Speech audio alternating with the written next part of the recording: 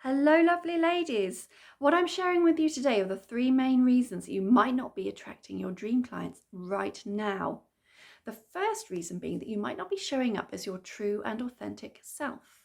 I challenge you to have a look at how you're currently showing up and be completely honest with yourself. When you look on your website or social media, whichever platform you use, is it a true reflection of you? Do you embrace your personality? Are you proud of yourself? Proud of what your potential clients might see when they look at your website or social media? Do you feel confident enough by showing up as the authority and the expert in your field? And are you confident enough to share your personality and your attributes honestly in your brand? Your clients need to be able to know, like, and trust you. So, honestly, be true to yourself. Are you giving them that opportunity to get to know you? Or are you perhaps hiding behind your services and your offerings? If you're not giving your potential clients the chance to get to know you, then they're not going to have the opportunity to get to like or trust you. So, I encourage you to be proud of yourself and show up as your true self.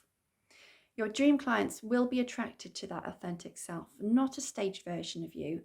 So you need to get visible and get out there and let people see how awesome and unique you are. Be the expert that you know you are, and you can start helping your dream clients for free. Solve some of the issues that you know that they need help with. And you can also use your story as a platform for people to get to know and understand you. And then they can relate to you and understand your journey. The chances are that your perfect client will be able to relate to you, and therefore they can start putting their trust in you. And this is the start of building that relationship with your ideal client. The second reason that you might not be attracting your dream clients is because you haven't yet fully got to know them. I invite you to have a look at your current website if you have one and start unpicking whether you're currently only explaining your services and your features and facts and what you offer. Also consider whether you're trying to appeal to everybody by speaking in very generalized terms when you communicate. The reality is that people buy on emotions and not logic. So what they're actually looking for is somebody who can solve a problem that they have. They are looking for a transformation and somebody to take them from A to B. And the middle bit of how is not really what they're interested in at this point. That comes later. So, to be able to understand what the transformation is that they need, firstly, we have to really get under the skin of our potential clients, understand them fully, empathize with them, see where they're coming from, and know their current situation. So, that then will allow us to understand how we can serve them, how we can help them through that transformation. Once we know the client, we can communicate clearly how we can help them with their problem and step into that better version of themselves. Now, that is the bit they're interested in.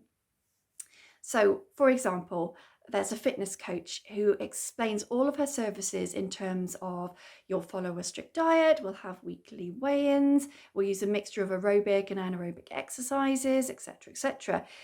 Instead, she should be focusing on the results. That's the real reason that people are coming to her. You're going to feel more energized, you're going to see your weight disappearing, your waist size drop, you're going to regain your confidence. So that's getting to know those clients on a deeper level and appealing to their heart. That's going to attract them in a way that shows your empathy and your expertise. We really need to know their deep desires so that we can get to know how to help them. Now, the third reason you might not be attracting those ideal clients is because you're not capturing their attention.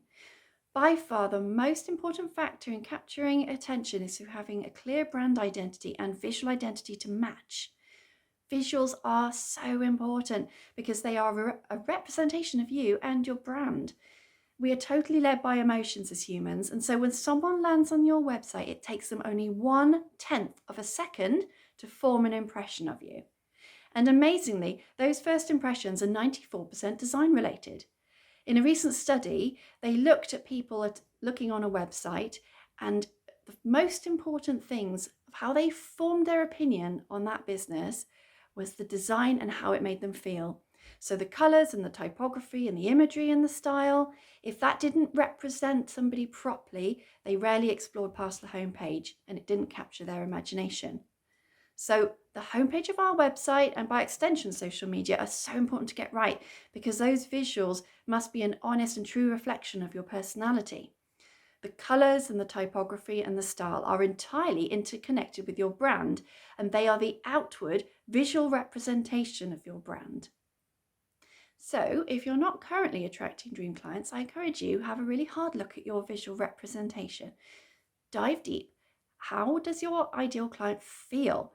If you were in their shoes and you opened your website, those first few seconds, what is the initial response? How would they feel? And is that actually aligned to you?